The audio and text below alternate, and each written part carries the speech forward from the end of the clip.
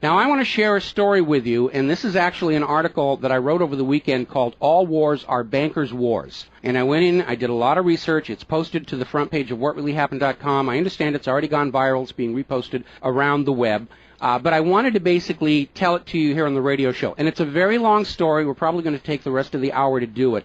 But it's something that you need to understand, that all of these wars and assassinations that we're told are crazed lone nut assassins or weapons of mass destruction or bringing democracy, all of them track back to the private central bankers as the initiating event. And the more you study this, the more you will realize all the wars are wars for the bankers, for the private central bankers. And I know a lot of people are going to have difficulty comprehending this, just how many of these wars we have fought as a nation were fought for no other purpose than to force private central banks onto nations that did not want them. So we're going to have a few examples so you understand why at this particular time in history the United States government is mired in so many wars against so many foreign nations. And there's plenty of precedents for this. Now, going back to the beginning, the United States fought the American Revolution primarily over King George III's Currency Act, which forced the colonists to abandon their own government-issued currencies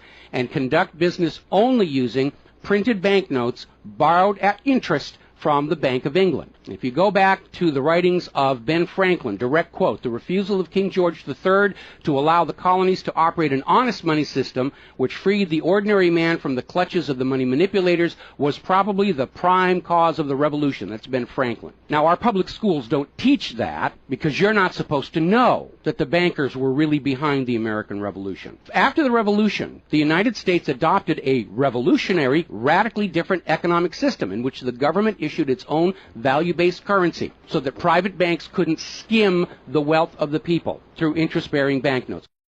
So the American Revolution was fought primarily to free the American people from King George III's Currency Act, which ordered them to conduct all business using printed banknotes borrowed at interest from the Bank of England. So the Bank of England was just, raking in wealth from the labor of the American people in exchange for ink and paper. And that fueled the anger that led to the American Revolution. Your public schools don't spend a lot of time on that, but that was really what it was all about.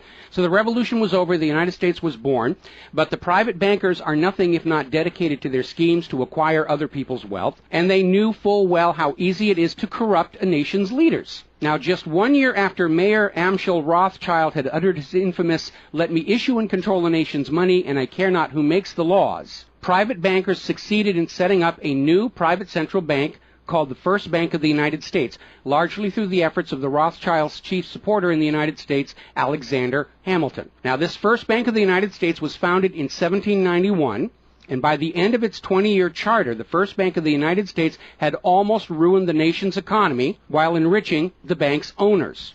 As a result, Congress refused to renew the charter and signaled their intention to go back to a state-issued, value-based currency on which the people paid no interest at all to any banker. This resulted in a threat from Nathan Mayer Rothschild against the U.S. government. Quote, "Either the application for renewal of the charter is granted, or the United States will find itself involved in a most disastrous war." End quote. Congress still refused to renew the charter for the First Bank of the United States, whereupon Nathan Mayer Rothschild railed, quote, "Teach those impudent Americans a lesson. Bring them back to colonial status." End quote. Financed by the Rothschild-controlled Bank of England, Britain then launched the War of 1812 to recolonize the United States and force them back into the slavery of the Bank of England's banknotes, or to plunge the United States into so much debt they would be forced to accept a new private central bank. And the plan worked.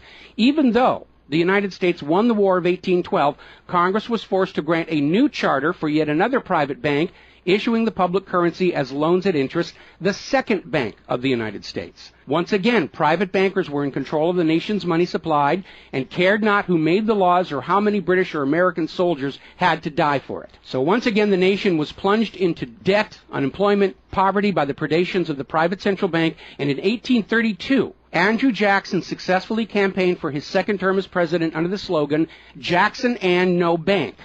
True to his word, Jackson succeeded in blocking the renewal of the charter for the Second Bank of the United States of America. And this was where that famous quote came from Andrew Jackson. Quote, "Gentlemen, I too have been a close observer of the doings of the Bank of the United States. I have had men watching you for a long time, and I am convinced that you've used the funds of the banks to speculate in the breadstuffs of the country. When you won, you divided the profits amongst you, and when you lost, you charged it to the bank. You tell me that if I take the deposits from the bank and annul the charter, I shall ruin 10,000 families. That may be true, gentlemen, but that is your sin. Should I let you go on, you will ruin 50,000 families, and that would be my sin. You are a den of vipers and thieves. I've determined to rout you out, and by the eternal God, I will rout you out. End quote. Andrew Jackson. Shortly after the charter for the Second Bank of the United States expired, there was an assassination attempt on Andrew Jackson, and it failed when both pistols used by the assassin, Richard Lawrence, failed to fire. Later on, Lawrence explained the motive for the assassination by saying that with President Jackson dead, money would be more plenty. So it was an assassination motivated by the interests of the bankers. Now, our public school system is as subservient to the bankers' wishes to keep certain history from you, just as the corporate media is subservient to Monsanto's wishes to keep the dangers of GMOs from you, and the global warming cult's wishes to conceal from you the fact that Earth has actually been cooling for the last 16 years. So it should probably be no surprise that the financial dimension of the Civil War are not well known to the average American. It's portrayed in our history books and our popular media as an internal dispute over slavery, but in fact it was a war with global implications. When the Confederacy seceded from the United States, the bankers once again saw the opportunity for a rich harvest of debt and offered to fund Lincoln's efforts to bring the South back into the Union at 30% interest. Lincoln remarked that he would not free the black man by enslaving the white man to the bankers, and using his authority as president, issued a new government currency, the greenback. This was a direct threat to the wealth and power of the central bankers, who quickly responded. This is a quote from the London Times following Lincoln's issuance of the greenbacks. Quote, "If this mischievous financial policy, which has its origin in North America, shall become indurated down to a fixture, then that government will furnish its own money without cost. It will pay off debts and be without debt. It will have all the money necessary to carry on its commerce. It will become prosperous without precedent in the history of the world. The brains and wealth of all countries will go to North America. That country must be destroyed, or it will destroy every monarchy on the globe." So, goaded by the private bankers, much of Europe supported the Confederacy against the Union, with the expectation that victory over Lincoln would mean the end of the greenback. France and Britain seriously considered an outright invasion on the United States in support of the Confederacy, but they were held at bay by Russia. A little bit of history most Americans don't understand. Russia came to the aid of Lincoln's Union during this crisis. Now, at that time, Russia had just ended their serfdom system, and they had a state central bank similar to the system the United States had been founded on. Now, free of European intervention, the Union won the war, and Lincoln announced his intention to go on issuing the greenbacks. Following Lincoln's assassination, the greenbacks were pulled from circulation, and the American people forced to go back to an economy based on banknotes borrowed at interest from the private bankers. So finally, in 1913, the private central bankers of Europe, in particular the Rothschilds of Great Britain, the Warburgs of Germany, met with their American financial collaborators on Jekyll Island, Georgia, to form a new banking cartel with the express purpose of forming the Third Bank of the United States, with the aim of placing complete control of the United States money supply once again under the control of private bankers. Owing to hostility over the previous banks of the United States, the name of this third bank was changed to the Federal Reserve, in order to grant the new bank a quasi-governmental image. But in fact, it is a privately owned bank. It's no more federal than Federal Express. In fact, last year, the Federal Reserve successfully rebuffed a Freedom of Information lawsuit by Bloomberg News on the grounds that as a private banking corporation, and not actually a part of the U.S. government, the Freedom of Information Act did not apply to the operators of the Federal Reserve. So 1913 proved to be a transformative year for the nation's economy. First, with Congress' passage of the 16th Income Tax Amendment and the false claim it had been ratified. Here's another direct quote. "I think if you were to go back and try and find and review the ratification for the 16th Amendment, which was the internal revenue, the income tax, I think if you went back and examined that carefully, you would find that a sufficient number of states never ratified that amendment," end quote. That's U.S. District Court Judge James C. Fox in Sullivan versus United States, 2003. Later that same year, 1913, and apparently unwilling to risk another questionable amendment, Congress passed the Federal Reserve Act over the Christmas holiday in 1913, while members of Congress opposed to the measure were at home. This was a very underhanded deal, as the Constitution explicitly vests Congress with the authority to issue the public currency, does not authorize its delegation, and thus would have required a new amendment to transfer that authority to a private bank. But pass it, Congress did, and President Woodrow Wilson signed it as he promised the bankers he would in exchange for generous campaign contributions. Now, President Wilson later regretted that decision. You've probably heard this quote before, but you're going to get it again. Quote, "I am a most unhappy man. I have unwittingly ruined my country. A great industrial nation is now controlled by its system of credit. We are no longer a government by free opinion, no longer a government by conviction and the vote of the majority, but a government by the opinion and duress of a small group of dominant men." That was Woodrow Wilson writing in 1919. Now, 1 year after the passage of the Federal Reserve Act, World War I started, and it is important to remember that prior to the creation of the Federal Reserve, there was no such thing as a world war. Now, World War I actually started between Austria, Hungary, and Serbia, but quickly shifted to focus on Germany. Why Germany? They didn't start the war. Why was Germany the villain in World War I? Well, the real reason was their industrial capacity was seen as an economic threat to Great Britain. Great Britain's pound was already in decline at the time because too much economic emphasis was on banking and finance, and not enough was on agricultural development, industrial development, and infrastructure. It's very much like the situation we have in the United States right now. All the financial operatives, they want to play the Wall Street games, and other parts of the economy are being neglected. We've lost a great deal of our manufacturing. We're not the agricultural exporter we used to be because everybody's over there at Wall Street playing in that giant open-air casino. Now, pre-war Germany did have a private central bank, but it was under strict control by the German government to keep inflation at reasonable levels and to make sure that all of the German economy was being properly funded, just like Putin did with their central bank about a month ago. Under government control by the German government, investment was guaranteed to internal economic development, and as a result, Germany had become a major manufacturing technological power. They were exporting products that Great Britain could not compete with. So in the media of the day, Germany was portrayed as the main opponent of World War I. And not just defeated, it was flattened. Now, following the Treaty of Versailles, Germany was ordered to pay the war costs of all the participating nations, even though Germany had not started that war. This amounted to 3 times the value of all of Germany itself.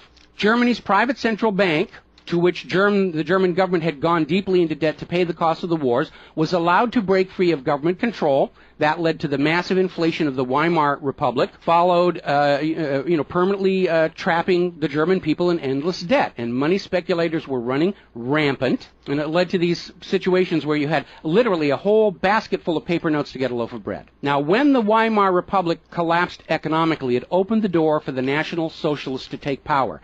Their first financial move was to issue their own state currency, which was not borrowed from private central banks. It was based on a unit of value, not a unit of debt. Freed from having to pay interest on the money in circulation, Germany blossomed and quickly began to rebuild its industry. It was an amazing transformation to see. The media called it the German miracle. Time magazine lionized Hitler for the amazing improvement of life for the German people and the explosion of German industry, and they even named him Time magazine's Man of the Year in 1938. And then once again, Germany's prosperity and freedom from a private central bank loaning the public currency at interest became a threat to other nations and other powers. I have a couple of quotes here from Winston Churchill that tells you what was really going through the minds of Europe in the years leading up to World War II. Quote, "Should Germany merchandise again," which means do business, "should Germany merchandise again in the next 50 years, we have led this war, World War I, in vain." That was Winston Churchill writing in the Times in 1919. Another quote,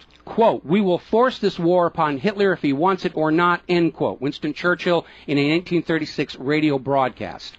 Quote, "Germany becomes too powerful. We have to crush it," end quote. Winston Churchill in November 1936 speaking to U.S. General Robert Wood. Quote, "This war is an English war, and its goal is the destruction of Germany." Winston Churchill, autumn 1939 broadcast. So it was all about economics and profitability. Now, Germany's state-issued value-based currency was also a direct threat to the wealth and power of the private central banks around the world. And as early as 1933, they started to organize a global boycott against Germany to strangle this upstart ruler who thought he could run his nation without a private central bank. Now, as had been the case in World War I, Great Britain and other nations threatened by Germany's economic power looked for an excuse to go to war. And as public anger in Germany grew over the boycott, Hitler foolishly gave them that excuse. Years later, in a spirit of candor, the real reasons for the war were made clear. Quote, "The war wasn't only about abolishing fascism, but to conquer sales markets. We could have, if we had intended so, prevented this war from breaking out without doing one shot, but we didn't want to." End quote. Winston Churchill to Harry Truman, March 1946. One more quote here. Quote, "Germany's unforgivable crime before World War II was its attempt to loosen its economy out of the world trade system and to build up an independent exchange system from which the world finance couldn't profit anymore. We butchered the wrong pig." End quote. Winston Churchill writing in his book, The Second World War. Now, a little side note, we're going to actually step back in time to the years before World War II. A little bit of history a lot of Americans are still completely unaware of. And it involves a gentleman by the name of Marine Corps Major General Smedley Butler. In 1933, Wall Street bankers and financiers had bankrolled the successful rise to power of Hitler and Mussolini. Brown Brothers Harriman in New York, and they're still there. I saw them when I was there for the 9/11 anniversary. They were financing Hitler right up to the day war was declared with Germany. And these Wall Street financiers decided that a fascist dictatorship in the United States, based on the one Mussolini had in Italy, was going to be far better for their business interests than Roosevelt's New Deal, which threatened massive wealth redistribution to recapitalize the working and middle classes of America. So the Wall Street tycoons recruited General Butler to lead the overthrow of the U.S. government and install a Secretary of General Affairs who would be answerable to Wall Street and not the people, would crush social unrest and shut down all the labor unions. General Butler pretended to go along with the scheme, but then exposed the plot to Congress.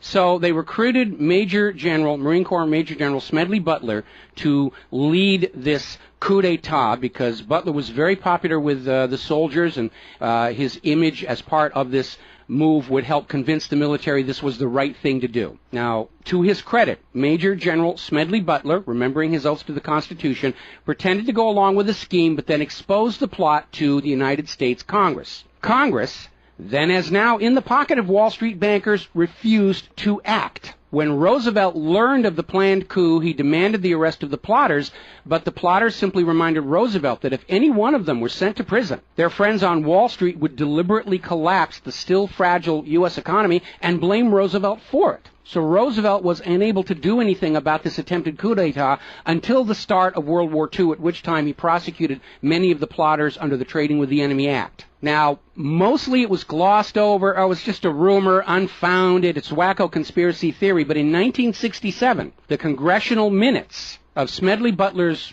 revelation to Congress of the coup were finally released to the public. You ever see this movie, 7 Days in May, Kirk Douglas and Burt Lancaster, about an attempted military takeover of the United States of America? It was based loosely on this story. But of course, in the movie, the bankers being behind the Burt Lancaster character was completely removed from the script here. Now, Smedley Butler is also famous for writing a work called War is a Racket. And I would like to read you a quote from that. Quote, "I spent 33 years and 4 months in active military service as a member of our country's most agile military force, the Marine Corps. I served in all commissioned ranks from second lieutenant to major general. And during that period, I spent more of my time being a high-class muscle man for big business, for Wall Street, and for the bankers. In short, I was a racketeer, a gangster for capitalism. I suspected I was just part of a racket at the time. Now I'm sure of it. Like all members of the military profession, I never had an original thought until after I left the service. My mental faculties remained in suspended animation while I obeyed the orders of the higher-ups. This is typical with everyone in the military service.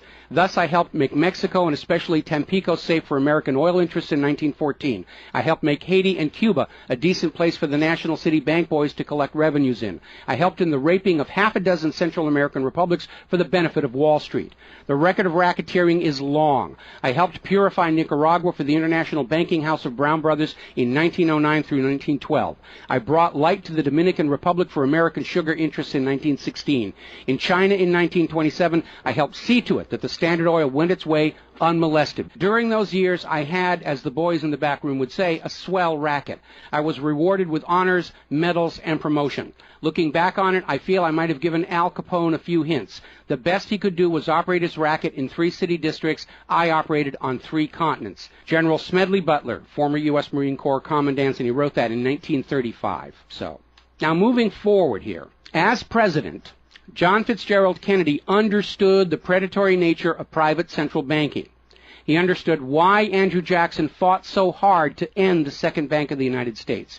So Kennedy wrote and signed Executive Order 11110, which ordered the U.S. Treasury to issue a new public currency called the United States Note. Now, Kennedy's United States notes were not borrowed from the Federal Reserve. They were created by the U.S. government and backed by the silver stockpiles held by the U.S. government. It represented a return to the system of economics the United States had been founded on, and it was perfectly legal for Kennedy to do so under the Constitution. All told, some $4.5 billion went into the public circulation, which eroded interest payments to the Federal Reserve and loosened their control over the nation. 5 months after signing Executive Order 11110, John F. Kennedy was assassinated in Dallas, Texas, and the United States notes pulled from circulation and destroyed.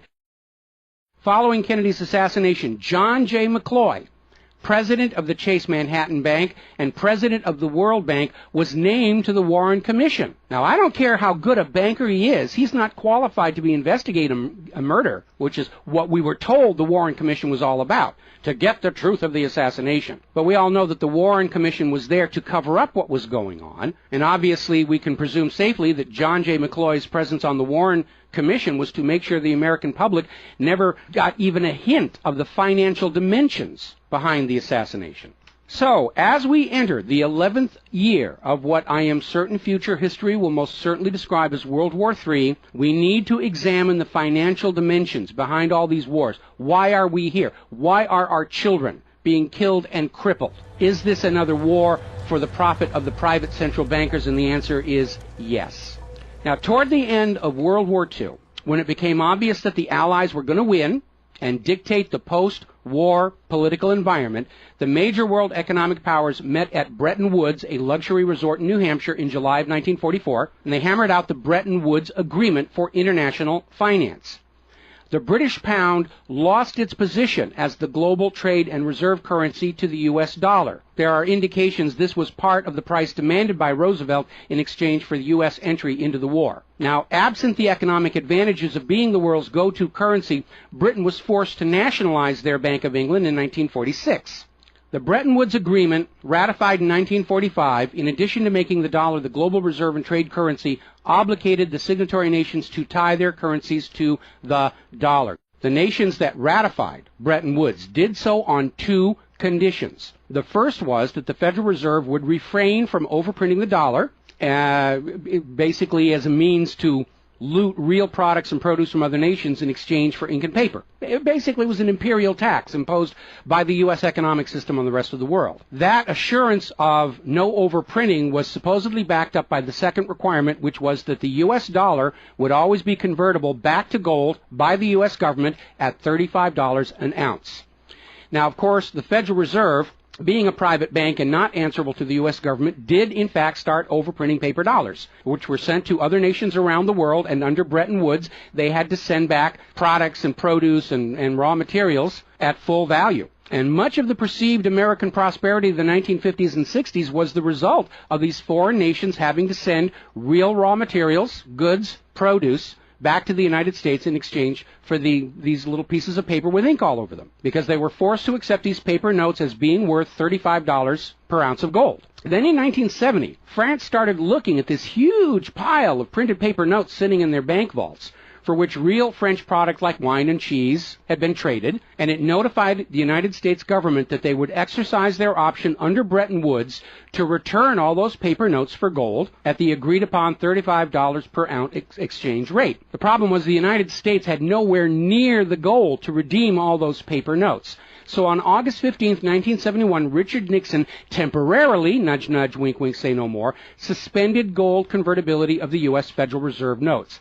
This Nixon shock, as it was termed at the time, effectively ended Bretton Woods, and many global currencies started to delink from the U.S. dollar. And it created another problem because the United States had been collateralizing their loans, money borrowed from other governments and foreign investors, with the American nation's gold reserves. And with the awareness that there wasn't enough gold to redeem all the Federal Reserve notes, lenders to the U.S. were starting to wonder, did the U.S. government have enough gold to collateralize their outstanding debts? Foreign nations began to get very nervous about the loans to the United States, and they were understandably reluctant to loan any additional money without some form of collateral.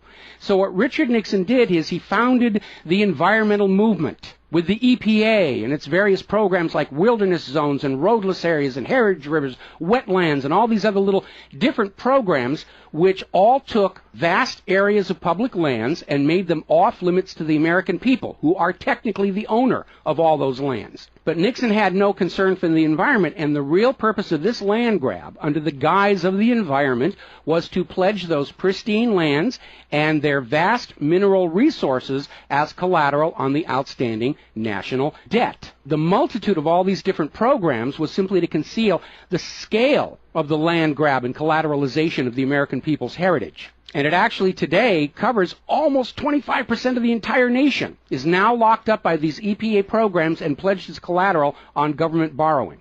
Now, with open lands, available lands for collateralization already in short supply, the U.S. government embarked on a new program to shore up sagging international demand for the dollar.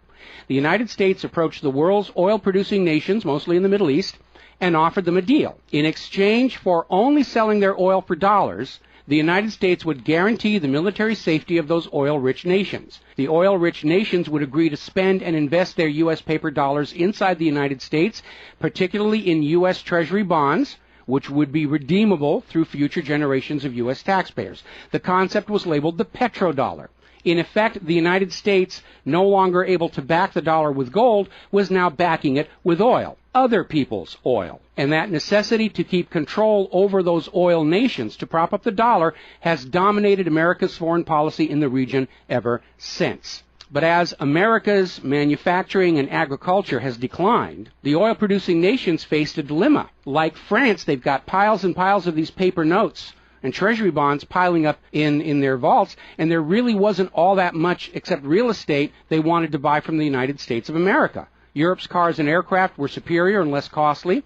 In more recent times, America's experiment with GMO food crops has led a lot of nations to simply avoid buying U.S. agricultural exports. Israel's constant belligerence against its neighbors has caused the oil-producing nations to wonder if the U.S. could actually keep their end of the petrodollar arrangement. So oil-producing nations started to talk of selling their oil for whatever currency the purchasers wanted to pay. Iraq, already somewhat hostile to the United States following Desert Storm, demanded the right to sell their oil for euros in 2000. In 2002, the United Nations agreed that Iraq had a right to sell their oil for euros under the Oil for Food program. 1 year later, 2003, the United States reinvaded Iraq, lynched Saddam Hussein, and placed Iraq's oil back on the world market, only available for U.S. dollars. Now, the clear U.S. policy shift following 9/11, away from at least attempting to appear to be an impartial broker of peace in the Mideast to one of unquestioned support for Israel's aggressions, only further eroded confidence in the petrodollar deal, and even more oil-producing nations started openly talking of trading their oil for other global currencies. So over in Libya, Muammar Gaddafi had instituted a state central bank and a value-based trade currency, the gold dinar. Gaddafi then announced that Libya's oil was for sale, but only for the gold dinar. Other African nations, seeing the rise of the gold dinar and the euro, even as the U.S. dollar continued its inflation-driven decline, flocked to the new Libyan currency for trade. This move had the potential to seriously undermine the global hegemony of the dollar. French President Nicolas Sarkozy reportedly went so far as to call Libya a threat to the financial security of the world. So the United States invaded Libya under the guise of supporting a popular rebellion. They brutally murdered Gaddafi, apparently because the object lesson of Saddam's lynching had not been enough of a message, imposed a private central bank, and returned Libya's oil output to dollars only. The gold that was supposed to be made into the gold dinars, as of the last report I could find, unaccounted for. Now, according to General Wesley Clark, the master plan for the dollarification of the world's oil nations included 7 targets: Iraq, Syria, Lebanon, Libya, Somalia, Sudan, and Iran. Venezuela, which has started selling their oil to China for the yuan, seems to be a late addition. What is notable about those original 7 nations targeted by the U.S. is that none of them are members of the Bank of International Settlements. This is the private central banker's private central bank located in Switzerland. That meant that those 7 targeted nations were deciding for themselves how to run their nation's economies rather than submitting to the international private central bankers. Now, of course, the bankers' gun sights are on Iran, which dares to have a government central bank and sell their oil for whatever currency they choose. The war agenda for Iran is, as always, to force Iran's oil to be sold only for dollars and to force them to accept a privately owned central bank. Now, you have been raised by a public school system and a media that constantly assures you that the reasons for all these wars and assassinations are many and varied. We're bringing democracy to the conquered lands. We hear that a lot when actually the U.S. hasn't. The usual result of a U.S. overthrow is the imposition of a pro-business, pro-Wall Street, pro-U.S. dictatorship. Good example, the 1953 CIA overthrow of Iran's democratically elected government of Mohammad Mossadegh and the imposition of the Shah. Or the 1973 CIA overthrow of Chile's elected government of President Salvador Allende and the imposition of the dictator Augusto Pinochet. Another one of the excuses we'll get is we have to save the people from a cruel oppressor. That's the one they're using in Syria right now. Revenge for 9/11. That was a big one going into Iraq. And then later on, President Bush was caught on video saying, no, Iraq had nothing to do with 9/11. And behind all of them, that tired, worn-out, catch-all excuse for invasion, weapons of mass destruction. Assassinations are always passed off as crazed lone nuts to obscure the real agenda. And the real agenda of the bankers is very simple. It is enslavement of the people by creation of a false sense of obligation. Now, that obligation is false because the private central banking system by design creates more debt than money with which to pay the debt. There is no way out the way it's set up. It's impossible to escape as long as you're playing by their rules. And you need to understand, private central banking is not science. It is a religion. It's a set of arbitrary rules created to benefit the priesthood, meaning the bankers, and it is supported only because people believe this is the way it's supposed to be.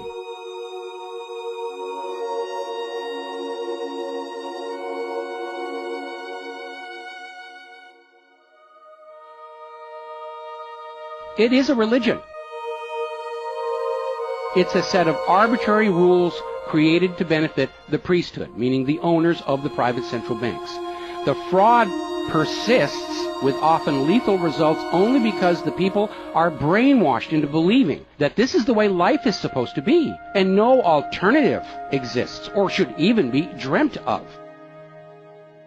Now, this same approach, the same brainwashing, was true of 2 earlier systems of enslavement, rule by divine right and slavery, both systems built to trick people into obedience, and both now recognized by modern civilization as illegitimate. So now we are on the verge of a new era in history where we will recognize that rule by debt, rule by private central bankers issuing the public currency as a loan at interest is equally illegitimate. It only works as long as people allow themselves to believe that this is the way life is supposed to be. But you need to understand something that's the core of the issue. Private central banks do not exist to serve the people, the community, or the nation. Private central banks exist to serve their owners, to make them rich beyond the dreams of Midas, and all for the cost of ink, paper, and the right bribe to the right official, and the occasional assassination. But behind all these wars and all these assassinations, the 100 million plus horrible deaths from all of these wars, lies a single policy of financial dictatorship. The private central bankers only allow rulers to rule, only on the promise that the people of a nation be enslaved to the private central banks. Rulers who do not go along with that will be killed, their nation invaded by those other nations still enslaved to the private central banks. The bankers themselves don't fight these wars. Their children are not in these wars. A nation tries to break free of the private central bankers like Libya. All the other nations under the bankers' control pile on and destroy them. This so-called clash of civilizations you are being told about by the corporate media, it's really a war between banking systems, with the private central bankers forcing themselves onto the rest of the world, no matter how many millions must die for it. The constant hate-mongering against Muslims you see in the corporate media lies in a simple fact. Like the ancient Christians, prior to the Knights Templars, Muslims forbid usury or the lending of money at interest because they saw in ancient times, like Rome, how these banking practices could destroy an entire society. And that is the reason our government media insists that Muslims have to be hated and killed and converted. They refuse to submit to currencies loaned at interest. They refuse to be debt slaves. That makes them a threat to the natural order of the world, the new world order of global fascist dictatorship. So, off to war your children must go to spill their blood for the money junkies' gold. We barely survived the last 2 world wars. Now we're going into the third one in the nuclear bioweapon age. That is very dangerous. We have to ask ourselves, are the private central bankers willing to risk incinerating the whole planet to feed their greed? Apparently so. You as parents, as siblings, as spouses, need to ask yourself, do you really want to see your loved ones in uniform, killed and crippled, all for a bank balance sheet? But the whole point of this article, the whole point of what I'm sharing with you today, and this is all history, you can go out and hunt it down for yourself. Behind all the flag waving, behind all the propaganda, behind the crazed lone nut assassins, weapons of mass destruction, all of the modern wars this nation have fought are wars by and for the private bankers, fought and bled for by third parties unaware of the true reason they're expected to gracefully accept being killed and crippled for. And the process is quite simple. We've explained it before on this show. As soon as the private central bank issues its currency as a loan at interest, the public is forced deeper and deeper into debt. When the people are reluctant to borrow anymore, that's when the Keynesian economists demand the government borrow more to keep the pyramid scheme working. When both the people and the government refuse to borrow anymore, that is when the large wars get started, to plunge everyone even deeper to debt to pay for the war, and then after the war to borrow even more to rebuild. And when these horrible wars are over, the ordinary people have basically what they had before the war, except their graveyards are a lot larger, and everyone is in debt to the private bankers for the next century. That is why Brown Brothers Harriman in New York was funding the rise of Adolf Hitler, because war is the bankers' richest harvest. We all need to recognize this is what all these wars have been about. Private central banking, enlarging their domain, imposing their will on nations that do not want it, imposing their system on the rulers of nations who do not want it. Bribery, blackmail, assassination, they will do anything to maintain their stranglehold on the productivity of the world's people. And as long as private central banks are allowed to exist, inevitably, as the night follows the day, there will be poverty, hopelessness, millions of deaths in endless world wars until the earth itself is sacrificed in flames to Mammon. The path to true world peace lies in the abolishment of all private central banking everywhere, and a return to the state-issued, value-based currencies that allow nations and people to become prosperous through their own labor and development and efforts. Now, I mentioned the Knights Templars.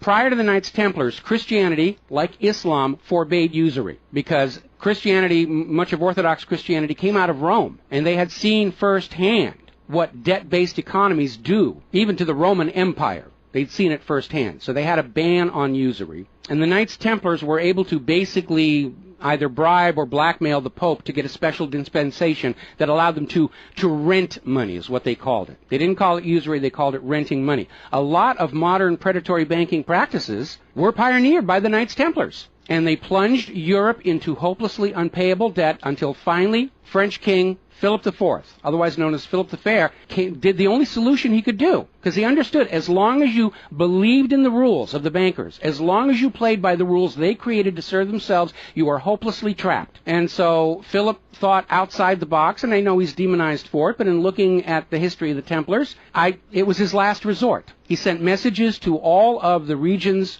in France, secret orders on the same time, in the same moment, on the same day. All of the Templars were arrested. and their commanderies, which is what they called their banks, were broken into, looking for looted wealth. They didn't find a lot of it. It was a paper empire, just like the Federal Reserve is. It's all based on paper. There's nothing of any real value there. It's all paper notes. And he sent the Templars to prison and execution, except for Scotland and Portugal, where the Pope and King Philip IV really didn't have a lot of control. I think that the governments of the world, looking at the situation, looking how close we are to seeing this current world conflict emerge into a full-blown global thermonuclear war, that maybe they need to start thinking about the wisdom of King Philip the Fair and say it's time to simply grab all these private central bankers all at the same time so they can't simply skedaddle from one nation to another and come back and try the same thing again, as they will inevitably do, because these people are addicts. They're hopelessly addicted to other people's money. It's why we call them money junkies. When we see somebody who's addicted to cocaine or methamphetamine or heroin, and we can easily see how they're destroying their home and community around them. Now we need to look at these money addicts and look at how they're destroying the entire world around them. And it's time for an intervention. It's time for us to become private central banking heretics, to stop believing that this is the way life is supposed to be, because it isn't. It isn't even the way the United States was actually started. And they're trying as hard. Look at the destruction of our nation. We used to be the world's greatest nation. Now the most generous estimate is we're down to number 16 and still falling. And yet, despite the destruction to our nation, its infrastructure, its children, its quality of medical care, the quality of its manufacturing output, we still are compelled somehow to go out and force this same banking system onto the rest of the world at the point of a bayonet. Does that make any sense at all? Not to a rational human being. To a money junkie, yeah, it's perfect. But we're really at a crisis point in history. And the first step to resolving that crisis, to not let it go any further into a potential nuclear war, is to recognize that private central banking, ruled by manufactured illusion of debt, is no more legitimate a system of governance than rule by divine right or rule by slavery. We all need to recognize the true cause of all the pain and suffering and wars. It's not the terrorists, it's not Al-Qaeda. These are just distractions and set pieces put in front of your eyes so you can't see the very clear pattern behind much of modern human history. It's a war of banking systems, with the predatory private central banks seeking to eradicate any nation and any ruler that would dare try and operate their economy outside the control of the private central bankers. That's the real cause for the war. Is it something you're willing to fight and die for, to support these private central bankers? Is it something you're willing to let your sons and daughters and brothers and sisters be blown to bloody bits for, so the money junkies can have their latest fix, just a little tiny bit more gold or a little larger number on the bottom of that brokerage statement, so they can have today's thrill, their fix of money that is bought with the blood of your children? I don't think so. But the time has come to point out what really is the cause of all causes behind all the wars and suffering